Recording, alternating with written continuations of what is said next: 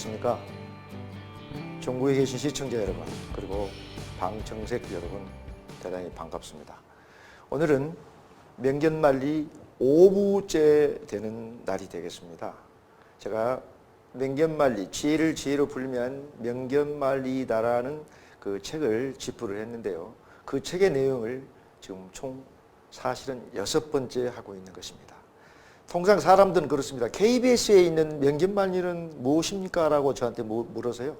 KBS에는 목요일 또 금요일 날 그 프로그램에 명견말리라는 프로그램이 있는데, 저는 지혜를 지혜로 풀면 명견말리라는 이 책을 이렇게 집필했던 저자고 하나의 작가입니다. 그걸 아셔야 되고요. 이거는 중세편이고요. 다음 이 포켓용으로 일선 교수 및 강사분들이 이 정도는 알아야 되지 않느냐 의미에서 제가 책을 한문을 풀어서 제가 만들었습니다. 그래서 이 포켓용은 나오자마자 약 3,000부가 바로 그날부로 판매가 됐던 그런 기록을 갖고 있습니다. 자, 오늘은 6번째 시간이지만은 제가 마지막 마무리로서 끝날 전 무렵에 명견말리 지혜로부터 마지막 백문이 불여일견이다. 다음에 손자병법이 일러주는 인생 13개 스토리를 간단하게 요약해서 마무리를 지으려고 이렇게 하고 있습니다. 그렇게 하시고요. 또 명견말리가 뭐다라는 사람을 있어요. 또 이해를 아직도 못하신 분들이 있는데, 그 뜻을 생각하면 판단력과 통찰력이 아주 뛰어난 사람을 명견말리에 능한 사람이다라고 얘기를 할 수 있는 겁니다. 그 점을 아시기를 바라고요. 이 속에서는 항상 세상 사람들은 지혜롭게 살아야 되기 때문에 지혜를 가장 많이 강조하는 그 대목이 사실은 명견말리의 핵심이 되겠다라고 시청자 및 방청 여러분들은 이해를 하시면 되겠습니다. 이해하시겠어요? 네, 고개를 끄덕끄덕 하신 거 보니까 이해를 하신 걸로 알고 있습니다. 그럼 앞 시간에 했던 그 내용을 토대로 해서 한번 짚어보고 오늘 시작하겠습니다. 오늘은 기회주의자인 편복지역, 봉황과 기린에 대해서, 또 세옹지마, 다음에 계면구도, 다음에 이어서 손자병법이 일러주는 인생 13개 스토리를 바로 강의를 하겠습니다. 앞주에는 모든 것이 지나치면 죽은 뿐이라고 제가 강조를 했습니다. 뭐라고 얘기했을까요? 심의 필은 신비라고 얘기했습니다. 사랑을 많이 나누면 신비라 그랬어요. 돈도 소비가 될 뿐만 아니라 또 시간이 많이 소비가 된다는 의미에서 말씀을 드렸고, 여기에서는 누구든 과유불급을 조절을 해야 된다고 말씀을 드렸어요. 오버가 되면 안 된다는 것이죠. 그 다음에 심의 필은 심해라고 얘기했습니다. 왜? 길을 내자, 명예로울 애자를 써서 내가 너무 명예를 많이 갖고 하다 보면 세상 사람들은 또 지켜주면 좋은데 또 그걸 해방으로 또 씹습니다. 그것은 자기 자신을 항상 겸손하라는 의미에서 제가 말씀을 드렸고요. 그 다음 심희필은, 심희필, 기쁘면 심후 또 근심이 온다는 거죠. 그래서 희로애락도 어떻게? 절도에 벗어나면 품성이 온전치 못한다라고 얘기를 옛날 유명한 그 김시습 씨가 했던 얘기를 다시 한번 짚어봤고요. 마지막 네 번째는 심장필은 심망이라고 그랬어요. 누가 비리를 많이 저지거나 도둑질을 많이 한 경우에는 반드시 그 사람은 오래가지 못하고 스스로 망한다라는 뜻이에요. 그럼 죄를 많이 지면, 욕심을 많이 지면 또 어떻게 해요? 죄를 많이 짓게 되고 죄가 또 사망에 이른다는 얘기가 또 나오죠. 야고보서의 성경 말씀 보면은 1장 15절의 말씀에 보면 망한다, 죄를 해서 다시 사망케 한다, 다시 말해서 죽음에 이르는 그런 사건들이 있었습니다. 따라서 여러분들은 모든 것이 지나치면 좋을 것 같지만은 사망에 이른다는 것을 확실히 아시고 세상을 사시면 그것도 하나의 지혜이기 때문에 여러분들이 좋은 길이 아마 있을 거라고 생각이 됩니다.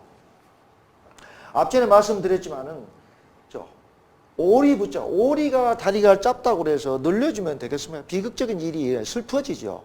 또 학이 다리가 길다고 그래서 절단해준다, 잘라주면 또 어떻게 되겠어요? 역시 이것도 비굴해진다, 슬퍼진다는 이 뜻이 되겠죠. 그래서는 안 된다는 것이죠.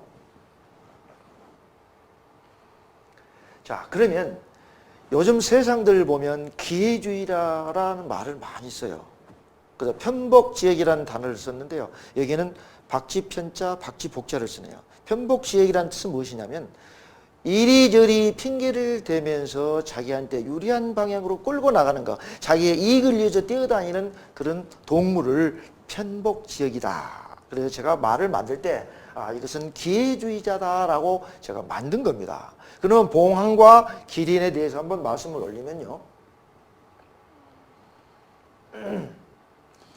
이 봉황은 조리의 왕입니다. 기린은 백수의 왕이라고 불리죠. 그러면 통상 이 봉황이 하루는 생일을 맞이했는데 온갖 무쇠들이 생일을 축하하기 위해서 봉황한테 옵니다. 축하해달라고. 또 머리를 조아리면서 자기 봐달라고 많이 왔겠죠.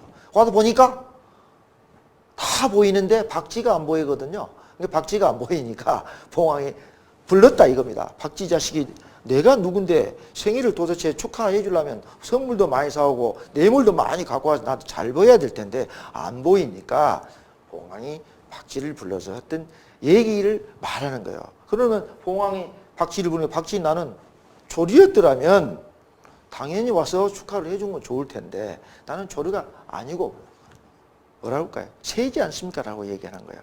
그러니까 상대방 일이 빠지고 절이 빠지면서 말을 교묘하게 얘기를 하면서 그 위기를 모면하는 그런 사례를 얘기하는 거예요. 기린도 역시 마찬가지죠. 기린도 마찬가지죠. 나의 생일인데 온갖 무쇠들이 다 와서 생일을 축하해 주는데 또 박쥐가 안 보인다. 역으로 또 마찬가지예요. 나는 조류인데, 응? 나는 새인데 라면서 그 위기를 모면하면서 지나갔던 그런 사건들을 한문용어로 편복지역이다라고 얘기를 합니다. 통상 우리 흔히들 보면 직장이나 회사에서 보면 굉장히 많이 있잖아요. 편복지역에 능통한 사람이 있어요. 교묘한 수법을 이용해서 상사로부터 지적이 안다고 결정적인 시기를 치지 않으면서 살짝 빠져나가는 사람. 이게 나쁘게 얘기하면 교활한 사람이다라고 얘기를 할 수가 있겠죠. 그럼 이러한 사람들을 우리가 조직 내에서나 회사에서 굉장히 많은데 어떻게 교육을 시키고 훈련을 시켜서 우리 조직에 일조를 할 수 있겠는가라는 것도 생각해 볼 필요가 있다고요. 앞전에 제가 지혜에 대해서 설명할 때 그런 말씀을 드렸습니다. 지혜가 무엇인가? 사물과 이치를 어떻게 제대로 깨닫고 현명하게 처리할 방도를 생각해내는 하나의 정신의 능력이라고 얘기했단 말이에요. 그러면 사람이 사람을 다스릴 줄 안다면 그 사람은 국가와 천하를 다스릴 수 있다라고 얘기를 했어요. 역으로 이 사람으로부터 아랫사람이 신임을 못 받으면 역으로 어떻게 해요? 너는 부하, 다시 말하면 백성을 다스릴 수 있는 자격이 없느니라고 중형편에 나왔다고 얘기를 했습니다. 그럼 이러한 사람들을 어떻게 할 것인가? 죽이지도 살리지도. 군대 같으면 특수단체이기 때문에 지금 조인트도 못 가지만 조인트를 까고 한 방 놓고 하겠지만 그것도 안 되죠. 그러면 지혜가 뭐냐? 내가 사람을 다스리는데 따라오지 않는다. 그것은 무엇일까요? 반기지라고 그랬어요. 네가 지혜롭지 않기 때문에 그 사람은 따라오지 않는다라고. 여기서도 지혜를 또 말씀을 드리는 거예요. 그래서 여기서 얘기는 뭐냐면 타압경 오낭이라는 글자거든요. 싫다. 오리 앞자라서 시범 케이스로 데려다가 너 이리 와! 앞에 많은 사람이 본 데서 때리진 않지만 압력을 가하면 옆에 있는 오낭이 놀래가지고 아이고 나도 잘해야 되겠지. 깜짝깜짝 놀래서 잘한다는 뜻에서 제가 만들었습니다. 타합경 오낭이라. 오낭이 깜짝깜짝 놀래서 나도 잘해야지 안 맞으려면 이런 내용으로 한번 만들어 봤습니다. 그래서 기회주의자가 요즘 많이 여러분들 눈에 보일 겁니다. 보이는데 너는 기회주의자야. 너는 나쁜 놈이야 라고 얘기는 할 수 없잖아요. 내 마음을 정리를 해서 지혜롭게 헤쳐나가는 자만이 세상을 바르게 살 수 있다라고 얘기를 할 수가 있는 거겠죠. 다음 세상만사는 세옹지마라고 얘기를 했습니다. 세옹지가 뭐예요? 기쁜 일이 있으면 슬픈 일이 있고 그렇죠. 옹자는 늙은이 옹자죠. 늙은이 옹자. 또 슬픈 일이 있으면 기쁜 일이 있고 기쁜 일이 있으면 또 나쁜 일이 생겼다. 인생은 세옹지마야 라는 얘기를 많이 합니다. 그래서 여기서 강조한 것은 세옹지마도 같죠. 천리지행은 시오조가라. 모든 것은 첫 걸음부터 한 걸음이 천리를 간다는 내용이다. 모든 것을 계단 쌓아서 가면 모든 것이 순조롭게 풀린다는 그런 의미에서 이렇게 만들어 본 거예요. 그러니까 세상은 내가 잘해주면 또 나한테 잘해주고 오는 거고, 내가 못해주면 또 못해준 대로 당하게 돼 있거든요. 그래서 항상 한문용어로 쓰는데요. 민심은 무상이라고 써요. 민심은 무상이라고 했다. 민심은 무상. 상당히 중요한 얘기죠.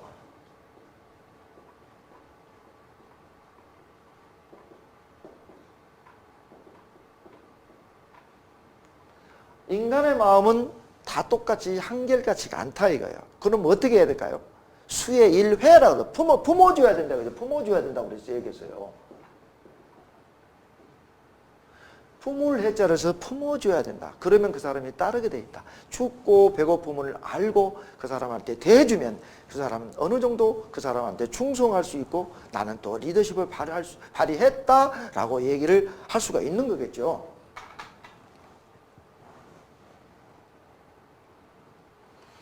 다음은 직장이나 군대나 다 마찬가지예요. 인하장 합이 제일이다라고 얘기를 할 수가 있습니다. 여기에 보면 하늘이 내린 기회가 지세가 험한 것보다 못하고 승리의 요새는 인하단계라의 적과 싸우는 것만 못하다라고 얘기가 나옵니다. 이 글은 제가 지어낸 게 아니라 맹자의 공손추 장구 하에 나와 있던 얘기를 제가 한번 말씀을 드리는 겁니다. 그럼 천년의 요새는 백성들의 인하의 단계에 있는데 적과 싸우는 것만 못하다고 얘기했어요. 그럼 전국시대 때 이문우가 등장을 합니다. 이문우라는 사람이 장군이죠. 등장을 해서 국토 순례를 오기와 함께 합니다.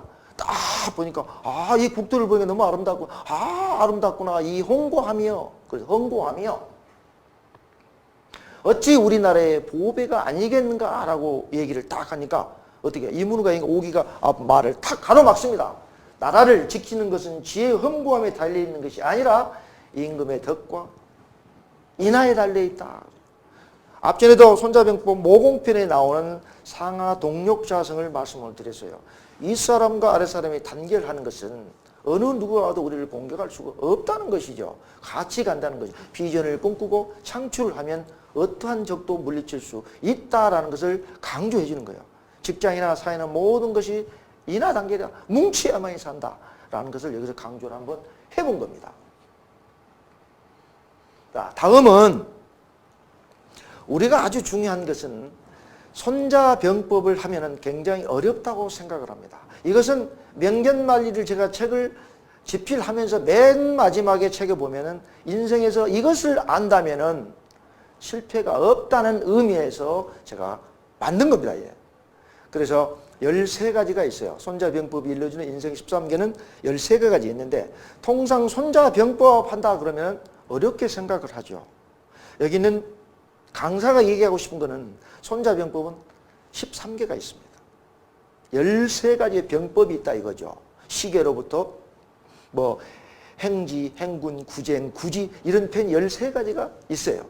그 다음에 손자병법 36개가 있습니다. 1개부터 맨 마지막 주랭랑 안 되면 도망치는 거 이걸 36개라고 그럽니다. 그 1개부터 36까지 병법이 있는데 하나하나에 각각의 개가 있단 말입니다. 이걸 36개라고 그러고 이것은 36개가 아니고 13개도 아니지만 손자병법이 일러주는 인생 13개 스토리가 13개단 말입니다. 13개를 암기하는 방법도 여러분들한테 한번 제시를 하려고 합니다. 그러면 손자병법 36개에는 몇 가지가 들어가 있느냐? 딱 3가지가 들어있어요. 승전계의 두 번째 이구조가 들어갑니다. 좀 더 이구조가 나옵니다. 두 번째 3번인 차도살인이죠. 차도살인. 그 다음에 맨 마지막에 여러분들이 주랭랑, 도망가는 까지 36개. 그래서 위구조, 두 번째 차도살인, 세 번째 36개가 이 3가지가 36개에만 포함이 되고 나머지 10개는 36개에 없는 것입니다. 그럼 거기 나오는 교토삼굴이라든가 또 화강동진이라든가 또 여러 가지가 나오는데 그런 것은 없다 이겁니다. 무슨 얘기인지 여러분들이 이것을 이해를 하시면 좋을 것 같습니다. 그러면 손자병법이 어떤 것이고 누가 만들었고 거기에 들어있는 특징이 뭐며 또 거기에 들어있는 중심 사상은 뭐며 그것을 비춰볼 때 현재 어떻게 적용하고 쓰고 있는가 그것을 알아야 할 필요가 있어서 한번 짚어보고 넘어가도록 그렇게 하겠습니다.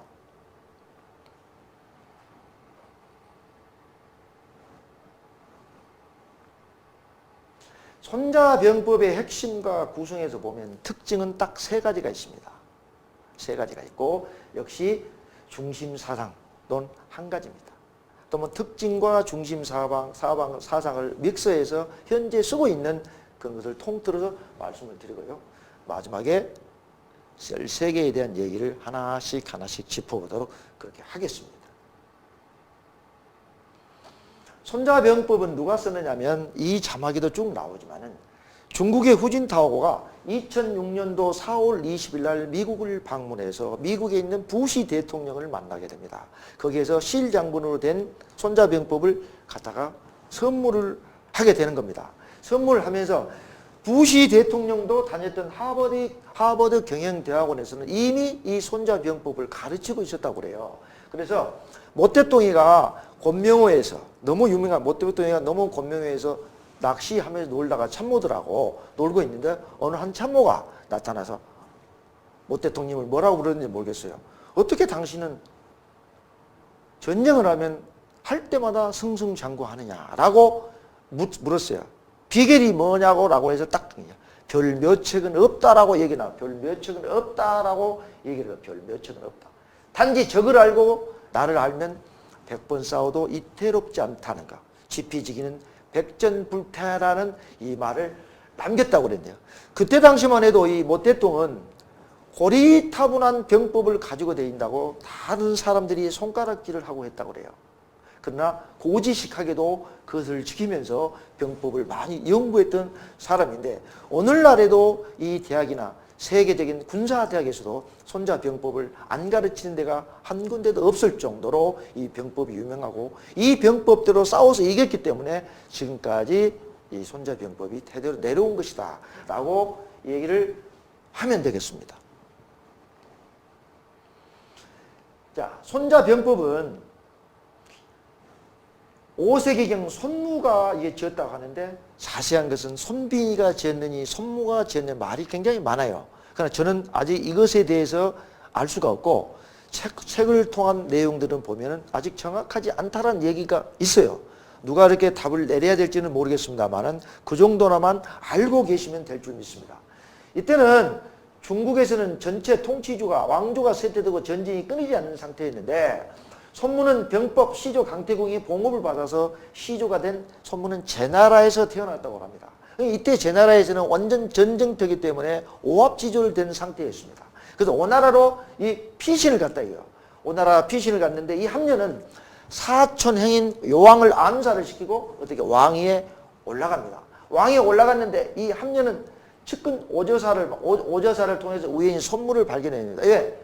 요왕을 암살을 시키고 왕위에 올라갔는데 굉장히 나라가 불안할 것 아닙니까? 그러니까 유능한 사람을 찾다 보니까 오자서가 우연히 손무를 발견하게 됩니다. 그 손무를 만나서 인간됨을 간파하고 손자병법을 함녀가 보여줬습니다. 손무에게.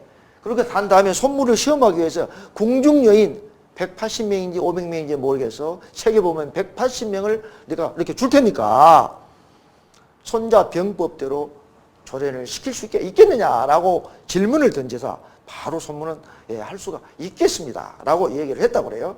그래서 바로 훈련을 시켜서 시범을 아주 왕 앞에서 보이는 사례 이것이 됐다 잘 됐다라고 얘기를 해서 합격을 받습니다.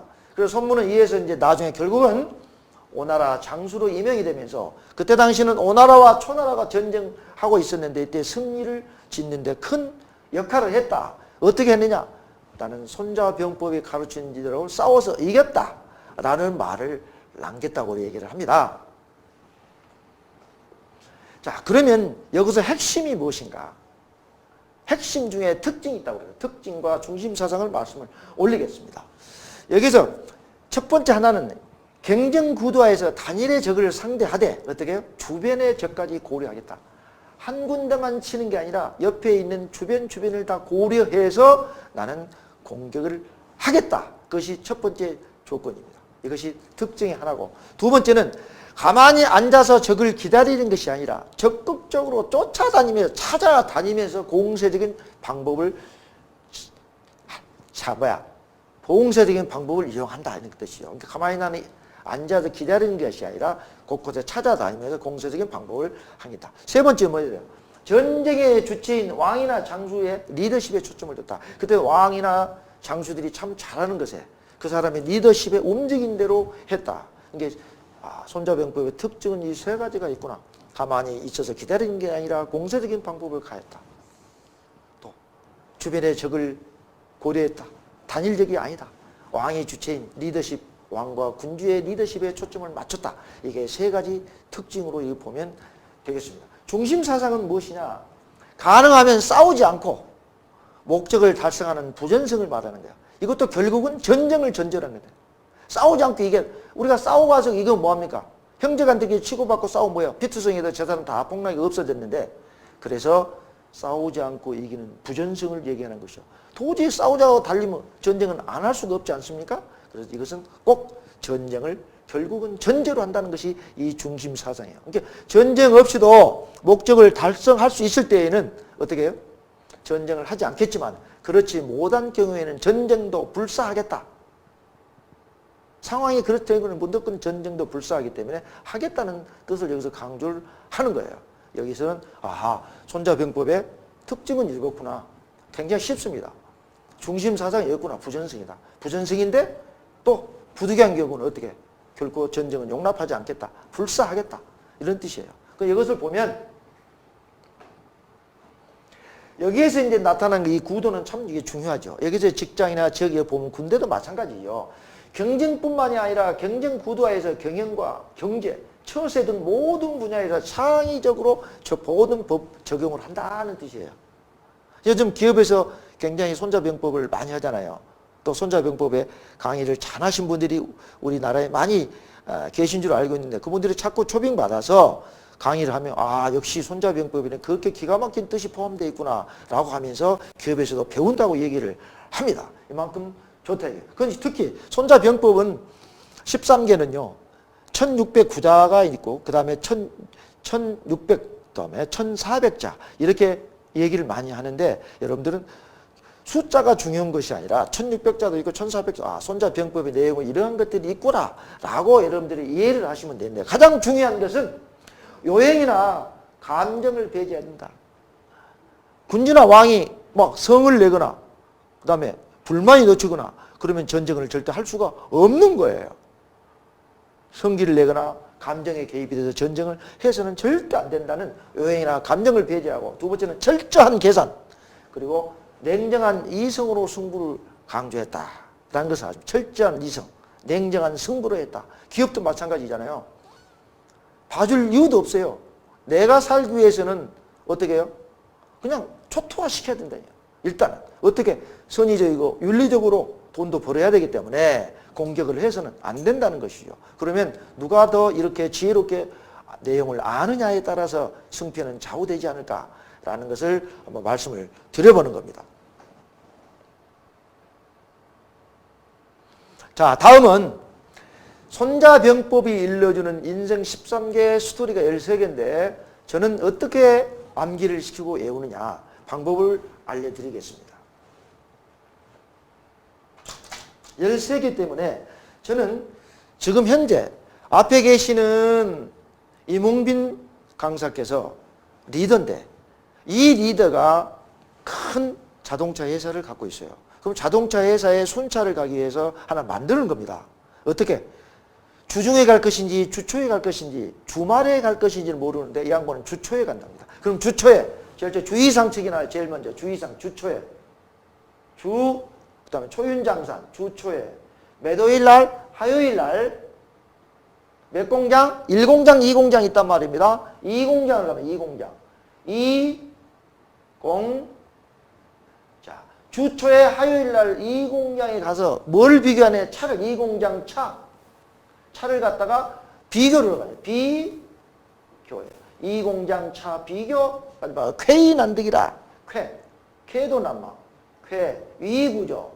쾌이 난득고독. 쾌이 난득이라. 이렇게 그러면 13개가 딱 나올 겁니다. 저희 아들도 초등학교 2학년 때 이렇게 암기하는 방법을 가르쳐 줬어요. 죽도록 외우게. 그래갖고 퇴근해서 딱 오면 공부를 시키면 야, 이번에 손자병법이 일러주는 인생 13개 수들이 5개만 써봐 라고 얘기합니다. 그러면 머리 숫자, 머리 알고 줄줄이 외웁니다. 이렇게. 주의상책, 초연장산, 하강봉진, 이예의, 공성신태, 장수선무, 차도살인, 이구조, 그 다음에 교토살인, 계도난마, 이구조죠. 이는 이제의, 이구조, 난두고도, 득어망전 해서 13개를 이렇게 딱 제가 외우게끔 딱 만들었어요. 그럼 그 속에 어떠한 내용들이 들어가 있는가를 하나씩 하나씩 짚어보고요. 끝낼 수 있도록 그렇게 하겠습니다.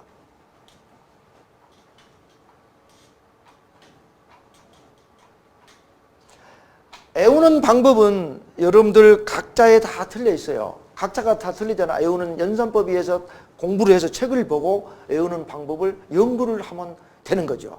그러면 손자병법 36개 중에 13개의 스토리에 들어가 있는 내용은 몇 개냐 그러냐. 3개라고 얘기했어요. 2번 이의구조, 3번 차도살인, 마지막 36번 36개라고 분명히 서두에서 말씀을 올렸습니다. 아, 그렇구나 라고만 이해를 하시면 돼요. 자, 제일 먼저 주의상책에서 이거는 폐정계 마지막 36번째 계책입니다. 이게는 여기 보시면 역량이 안 되면 한번 빠졌다. 적극적인 후퇴도 다음 작전을 위해서 유리하다는 뜻이에요. 그렇죠? 역량이 안 되는데 계속 두들겨 맞고 또 달라들고 하면 되겠습니까? 그건 바보하는 짓이죠. 그래서 적극적인 후퇴는 적을 유인해서 승리의 기회로 만드는 거. 이것이 핵심입니다. 통상 보면은 야 36개가 뭐야? 그럼 어떻게 주랭랑? 도망가는 거? 맨 마지막에 주 이상 달아날 주자를 쓰는 거예요. 달아날 주자. 달아날 주자. 이 깨책을 쓴단 말입니다. 아, 달아난 것이 상책이다라는 뜻이에요. 그러면 이게 보면은 여기 쭉 나오죠. 위진 남북조 시대에 일로서 제나라 지방장관 태수 왕경측이 반란을 일으켜서 당시 제나라의 서울이 건강이라는 도시 이름인데 건강을 진격을 하는 거예요. 그런데 제나라 왕인 그때 당시 소도성의 왕경측이 보면 도망을 친다가 또 소문을 퍼뜨려 버립니다. 그러니까 세상 사람들은 왜 그러지? 황실의 민심을 여론을 잠재우기 위해서 그렇게 했을까라고 거기서 속는다고 그래요. 그러니까 여기서 왕경측이 그 말을 듣고 세상 사람이 도망가는 중에 제일 상책이 36개라고 하는데 36개 중에 제1계책이 도망가는 것이다 라고 이해를 해요. 그러니까 너도 너희 자식과 부자를 도망가 버려라. 빚고 오면서 했던 얘기가 유래가 돼서 이것이 주의상책이다 라고 얘기를 했다고 이 책에 나옵니다. 그래서 다시 한번 말씀드리면 제나라의 소도왕이 왕경측이 도망치는 것 같다고 소문을 퍼뜨린 다음에 소도성의 지인이 나올 수는 없다. 황실은 민심을 가라앉히는 속세입니다. 여론을 딱 보잖아요. 어느 정도 우리 매스컴이나 보면은 여론을 좀 들어보고 누구를 만나고 누구를 만나고 한단 말이야. 그래서 속세 안심을 시킨 다음에 이제 소문을 들었단 말이야. 누가? 왕경치기가. 그러니까 왕장군의 계책에는 36개가 있다는 거예요. 도망치는 게 제일 계책으로 삼는다. 그래서 아들과 부자 간에 도망치게 만들었다. 이게 빚고 왔다. 그래서 이것이 유래가 됐다. 라서 주의상책이 나왔던 얘기를 합니다. 자, 초윤장사. 이게 초자는 주춧돌 초자입니다. 초나라 초자가 아니고요. 이거 뭐냐? 주춧돌이 젖어 있으면 우산을 펼쳐. 요즘 보면 어떻게 해요? 아침에 출근을 하다 보면 구름이 끼잖아요. 비가 올 징후가 생겼다 이거죠. 그럼 비가 오면 내가 우산도 갖고 와야 되고 어떻게 조치를 해야 될 것 아닙니까? 그래서 상대의 작은 언행이나 주변의 사소한 조짐에서도 결과를 예측하라. 딱 누가 만나자. 대진아, 만나자. 무슨 일로 왔는가? 딱 말하는 표정이나 얼굴이나 이런 거 보면 그 조짐을 알 수가 있다는 거죠. 그래서 사소한 일에도 은행에도 다 그 사람은 조짐을 알 수 있기 때문에 예측해서 지혜롭게 헤쳐나가라는 뜻이죠. 이게 싸울 수 있는 상대와 싸워라. 준비도 잘해야 되고 이에 따른 상황을 다 판단해야 되고 여기는 판단력이 중요하겠죠. 내일을 준비하는 모든 면에서 남보다 앞서라는 뜻에서 초윤장사이라는 글이 나왔고요. 중요한 것은 뭐냐? 정보력의 중요성을 깨닫는 지혜가 필요하다. 어떤 일에도 조짐 없이는 사고가 나지는 않습니다. 반드시 조짐이 있어요. 또 보면 명심보감에 보면 맨 끝에 중보편에 보면 말이죠. 이상은 견빙지라고 그래요. 이상은 견빙지.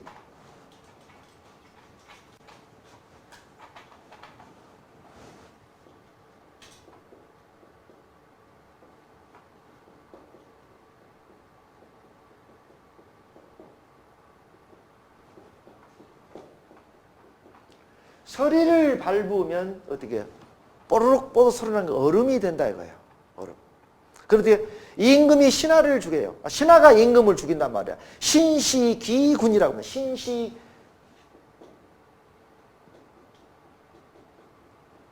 신시, 죽일 시자 씁니다. 죽일 시자예요. 신시기군. 임금이, 신하가 임금을 시해하고, 또 자식이, 자시죠, 자시. 그러면 자식이 부단 말이에요. 자식이 애비를 시한다. 이건 어떻게 할까요? 하루아침이야. 비일단이라, 비일. 하루아침이 아니라 비일단일, 석직으로. 비일단일. 비일단일. 하루아침에 석지고. 석. 하루아침이라고 하루, 아침, 저녁 일이 아니는 이라 그랬어요. 그럼 어때요? 기소유래 점이라 그랬어. 이미 정해져 있다. 기소유래, 기소.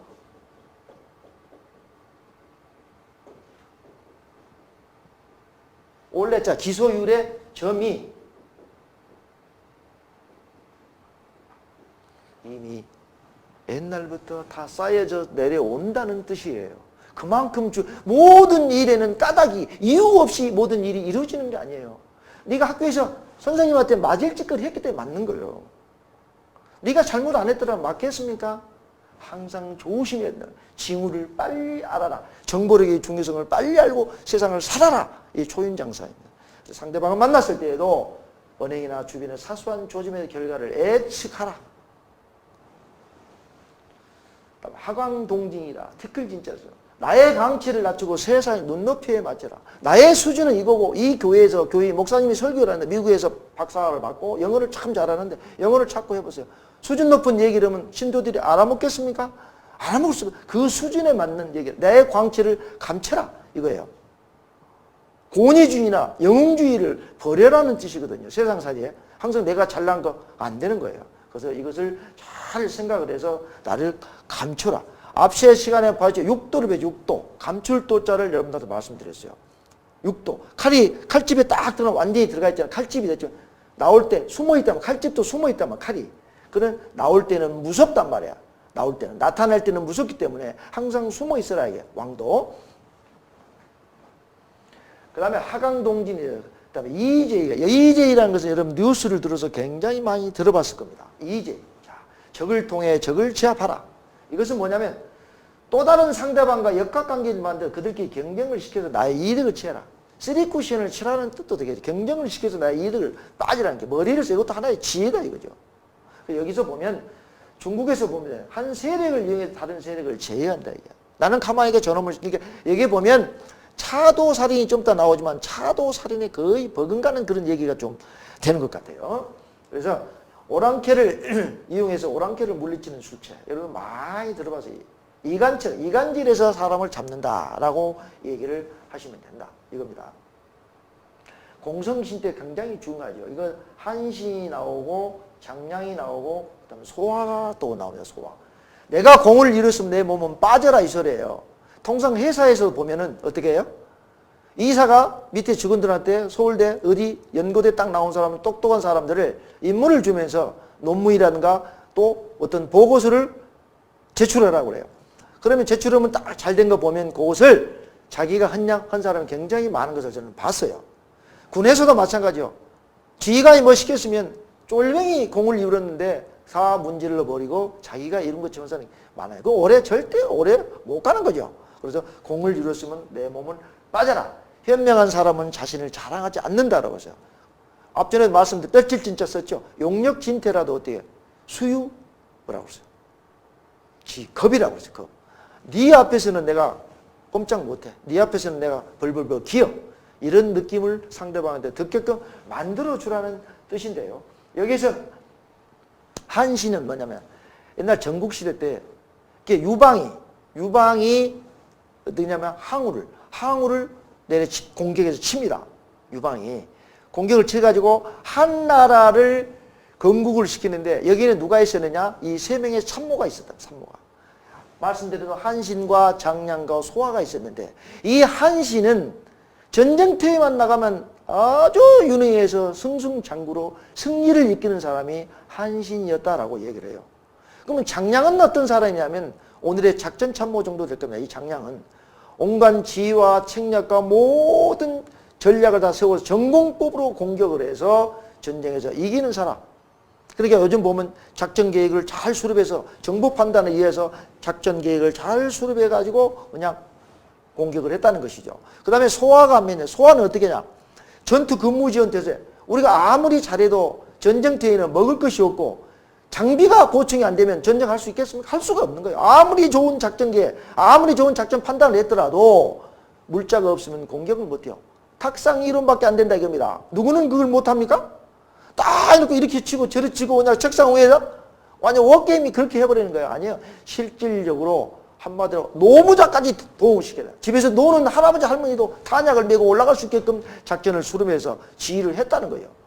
그런데 그렇게 공을 이뤘지만 3명의 참모가 그렇게 공을 이뤘지만 결국은 부귀영화를 다 못 누려요. 너무 내가 공을 너무 많이 차지하다 보니까 장량 같은 경우에는 공을 누비에다가 낙향을 해서 천수를 오랫동안 생명을 유지시키는 거예요. 한비와 소화는 어떻게 해요? 특히 소화도 그랬지만 한비는 어떻게 했느냐? 너무 욕심을 많이 부리다가 공을 누리다가 결국은 잡혀가요. 그러니까 그 사람이 하는 얘기는 토끼를 잡아가니까 개를 잡아먹는구나. 여기서 토사구팽이란 단어가 여기서 나오는 겁니다. 토사. 토.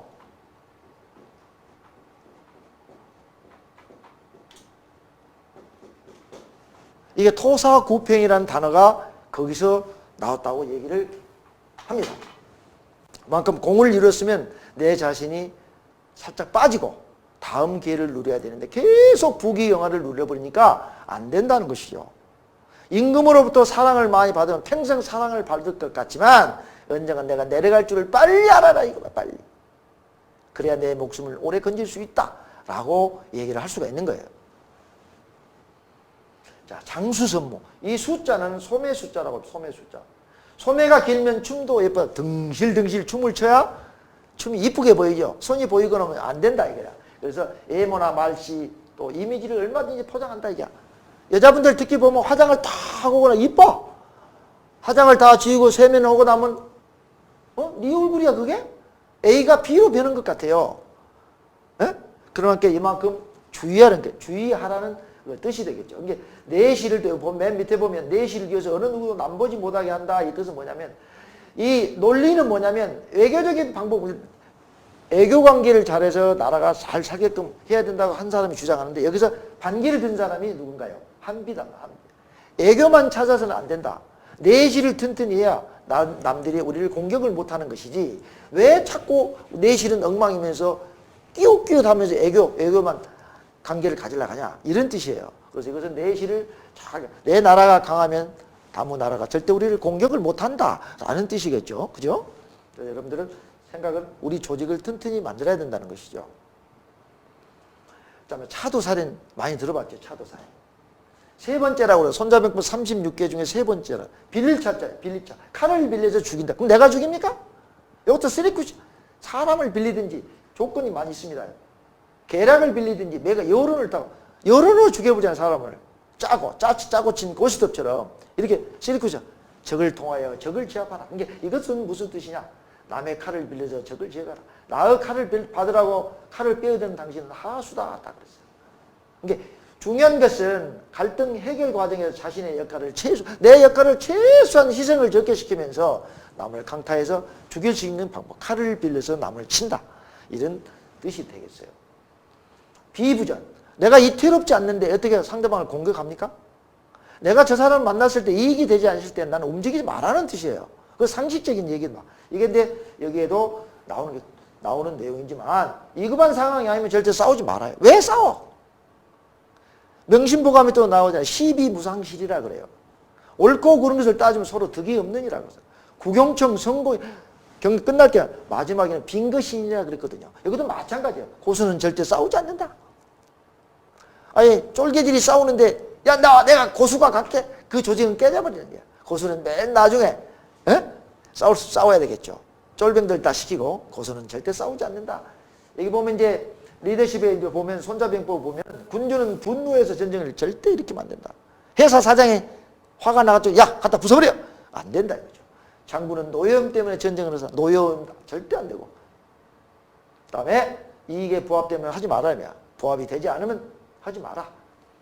손자는 이렇게 얘기했어요. 분노는 시간이 지나면 기쁨이 온다라고 했는데 참으면 기쁨이 온다는 그런 내용이 되겠죠. 교토 삼글 이거 많이 쓰는 단어입니다.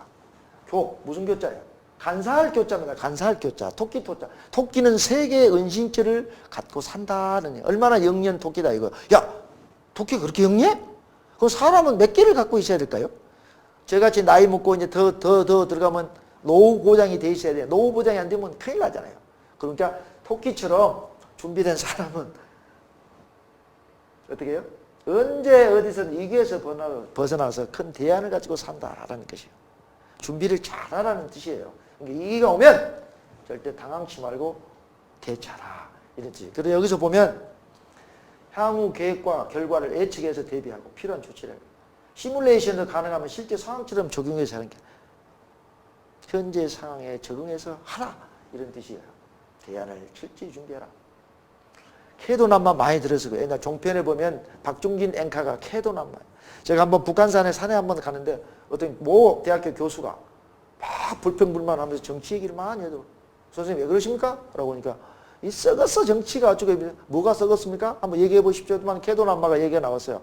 캐도남마가 뭡니까? 라고 저한테 물어요. 그래서 제가 선생님 종편 보면은 박종진 앵커가 캐도남마 프로그램이 있는데 제가 가르쳐 줬어요. 조직이 복잡할 때는 한 칼로 끊어라 이 소리거든요. 단칼로. 한마디로. 갖고 개자에 칼도자에 어지러울 난자. 조직이 어지러울 때도 가감하게 철안 들여요. 돌파를 해라는 뜻이에요. 사사람은 정을 떠나서 공정한 법을 운영을 해야 한다. 업참, 우릅자 쓰요 우릅자. 아무리 내가 정의대로 그 훌륭한 자식이건 부하이든 간에 잘못을 했을 때에는 조직을 위해서는 과감하게 쳐라 이거죠. 데리고 가지 마라 이거. 나중에 쓸지언정 그 현순간 아니다 이거야. 리더십을 발휘했을 때는 자기가 모든 책임을 지금 물러나는 것과 똑같은 거예요. 쳐라 이거예요. 그래 그 조직이 따라온다는 것이에요. 여기에는 낭중지추가 들어있어요. 낭중지 주머니 낭자죠. 송곳추자입니다. 이 뜻은 뭐예요? 주머니 속에 송곳이라는 뜻으로 재능이 뛰어난 사람. 숨어 있어도 저절로 사람들이 잘 알려진 것을 말하는 게 송곳을 딱 넣으면 주머니에 톡 튀어나오잖아요. 아무리 똑똑하고 잘나면 동네 사람들이 다 안다는 거예요. 그 재질을 다 인정한다는 거예요. 그래서 유능한 자가 숨어 살아도 자연히 드러나기 마련이다. 여기서 이제 사기의 평흥군 편을 여러분들도 아시겠지만 제나라의 그 공격, 진나라 공격할 때 제나라의 공격을 받은 조나라 문해왕이 이제 이급을 하니까 누구를 했냐면 동생 평흥군한테 군을 청원을 합니다. 근데 이 평흥군이 전쟁을 하려고 보니까 무슨 계획이 안 맞거든요. 유능한 인재들, 지휘관이나 참모들이 많이 있어야 되는데 인원 30명 중에 다 뽑았는데 한 명이 부족하다. 29명만 뽑고 한 명이 부족했다 이거예요. 참 걱정하고 있는 사이에 그것을 안 모수라는 사람이 옆에 나타나서 저를 한번 쓰십시오 그런 거예요. 야 너는 어디서 나타난 사람이냐. 똑똑한 사람은 다 알게 돼 있고 소문이 나 있는 건데 아니 너 아무것도 모르지 않느냐라고 얘기를 하니까 모수가 무슨 소리냐. 나도 식객이 된 지 3년이 됐는데 그걸 모르십니까? 만약에 나를 식객으로 쓴다면 송곳뿐만 아니라 자루뿐만 아니라 모든 뿌리초차 뽑아서 전투에 승리하게 만들겠습니다 라고 얘기를 해요. 그래가지고 그 평흥군이 데려다가 전투에 참가를 해서 온군을 구했다는 그런 사례예요. 그만큼 똑똑한 리더 한 명이 똑똑한 자질 있는 병사 한 명이 수만 명의 경력을 어떻게 구할 수 있다라는 뜻이에요. 이것도 하나의 엄청난 지혜가 여기서 포함되어 있다. 위구죠. 이것도 마찬가지예요. 이 나라를 포위하여 저 나라를 구하라. 여기서 중요한 것은요. 급하다고 서두르면 안 돼요. 저거 급수를 누려야 되고 조직은 그물망처럼 엉켜있는 하나의 유기체이기 때문에 그 연결 코드를 읽어야 돼요. 이 조직에서 이 폭력배도 보면 각 동네에 라이트 그룹, A 그룹, B 그룹 있어. 그러면 저 조직에서 누구를 칠 것인가? 머리를 칠 것인가? 저놈의 유능한 고수를 머리를 치면 이 조직이 와야 될 것인가? 꼬리를 칠 것인가? 또 중간을 칠 것인가? 그 코드를 읽어서 대처를 하라는 이런 내용이 됩니다. 그래서 강한 적을 이기려면 정면으로 승부를 하지 말고 어떻게 절대 건물이 돼 우회하라 이런 뜻이에요. 난드 코드도 굉장히 중요하죠. 어리석은 척은 해도 바보짓은 하지 말라는 뜻이에요. 독수리가 매를 칠 때는 매가 밑에 있는 새를 칠 때는 어떻게 해요? 나중히 날고 뱅뱅 돌다가 결정적인 시에 내려 꽂아버리는 거죠. 이게 독수리요. 이게 난드코더라 이거예요. 근데 먹이를 칠 때도 날카롭게 전공법을 쳐라. 바보측을 하지 말라는 거예요. 어리석은 척이다. 이것은 손자병법에 나오는 하나의 그 가치부전하고 그 비슷한 거예요. 어리석은 척을 해도 바보짓은 하지 말라는 이 뜻인데 여기서는 어떻게 해요? 융통성이 굉장히 중요한 데가 강조해요. 형세를 변형시키는 하나의 재주가 여기서는 필요하다. 어리석은 척해도 바보짓은 절대 건물이다. 이런 뜻이에요. 득어망정. 이게 이제 맨 마지막에 이게 득어망정 같은데 물고기를 잡았으면 통발은 잊으라 해요. 잊을망자를 쓴 거예요. 잊을망자를 써요. 통발 전자를 써요. 옛날에 사용했던 전법을 또 그대로 쓰면 안 된다는 거죠. 간첩이 이렇게 내가 이 길로 왔는데 다시 또 그 길로 안 온다는 것이죠. 새로운 전법, 새로운 시스템을 적용해서 기업에다가 또 활용하라 이런 뜻이거든요. 필요한 시에는 가감히 새로운 시스템과 프로시스템을 도입을 해서 할 필요가 있다라는 거. 돈이 들어가더라도 어떻게 돈을 들여서 다른 것을 또 돈을 벌어야 되기 때문에 새로운 전법을 구해야 된다. 자, 지금까지 손자병법이 일러주는 인생 13개 스토리 13가지를 나름대로 했어요. 시간이 없는 관계로 해가지고 짤막짤막하게 했는데요. 여기에서 질문사항이 있으면 질문해 주시기 바라고요. 다음에 여기서 강조사항은 하나 마지막으로 명견만리라는 책을 강조하면서 여러분들한테 지혜가 뭔지를 알려줬어요. 지혜. 지혜는 뭐라고 씁니까? 부경일사는 부장일제라고 한 가지 경험을 하지 않고서는 기회를 얻을 수가 없다. 원인 제공을 하지 말라고 그랬어요. 원인 제공. 그렇죠? 지식금은 종무 라망지무이라고 했어요. 네가 이태롭고 어지러운 것을 안다면 그물망에 빠져들지 않는다 그랬어요. 엎어지거나 뒤집거나 망신당할 수 없다라고 했어요. 원인 제공하지 마라. 그 다음 뭐래? 기회를 잡아 과감히 이용하라고 그랬어요. 수유지혜 청명이라도 어떻게? 불여성세라고 그랬어요. 구름을 타라. 불여작이라도 어떻게? 불여대시라. 수유작이라도 불여대시라고 그랬습니다. 아무리 농기구가 과학적인 장비가 발달된 선치더라도 때를 놓쳐서는 안 된다. 또 유비무환의 정신을 가져라. 유비무환의 뭔가를 얘기를 했어요. 성공을 하려면 어떻게 하든가 얘기를 했어요. 그죠? 지척지구는 이구신이라고. 왜 자벌레가 땅속에서 엎드려 있는가? 장차 폐기해서 그렇다. 내가 어려운 것을 아는 게 중요한 것이 아니라 행동하는 게 어렵다고 그랬어요. 행유지간이라고 얘기를 했습니다. 그 다음에 성공을 어떻게 할 것인가? 어떻게 하든 엎드리라고 그랬어요. 겸손을 하라고 그랬어요. 그 다음에 말을 조심하라고 했어요. 마이동풍 얘기를 했습니다. 또 풍도의 얘기를 했습니다. 풍도가 어떻게 얘기했나요? 구시야지문 설시참신도 배구심장설 안신처초라는 20자의 글을 남기면서 그 나라를 평온하게 만들었고요. 마이동풍이 어디서 나오는가를 얘기를 했어요. 그렇죠? 기타 등등 굉장히 얘기를 많이 했고요. 또 융통성을 또 얘기를 했고요. 진경채치, 구론이 왜 자살을 했는가? 여러분들 이 순간에 꼭 자살을 해야만이 되는가? 그때의 판단을 잘 하라고 얘기를 또 했어요. 그래서 처세의 달인도 무조건 혀 속에서 정치인을 비교하면서 얘기를 분명히 출세의 비결은 뭐야? 여러 가지도 있겠지만 너희 각자의 혀와 입을 지키는 것이라고 얘기를 분명히 강조를 했고 또 중요한 것은 사람은 멘토다. 사람을 잘 만나야 된다고 얘기를 했어요. 또 기회주의자를 어떻게 훈련을 시키고 공부를 시켜야 될 것인가. 이걸 또 말씀을 드렸고 지도자로서 갖춰야 할 내용들을 분명히 수십 개를 얘기를 했습니다.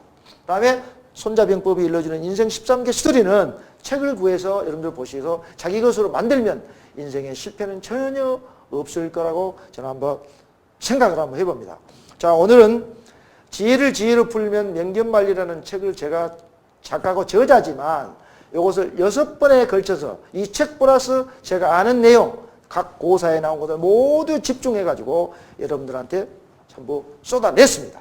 그래서 다음 주부터는 제가 이 명견만리도 이제 오늘부로 종료를 하고 제가 또 책을 많이 지었기 때문에 CEO를 위한 비전 창출 비전 공유가 책이 곧 여러분 앞에 선을 보이게 됩니다. 그리고 직장에서 많이 필요하고 기업에서 필요하기 때문에 CEO를 위한 비전 창출 비전을 20가지를 단계별로 조직관리, 인사관리, 상생의 리더십, 네트워크 굉장히 많습니다. 같은 꿈을 꾸게 하라. 이런 등등 해가지고 20가지 정도를 여러분한테 선을 보이도록 하겠습니다.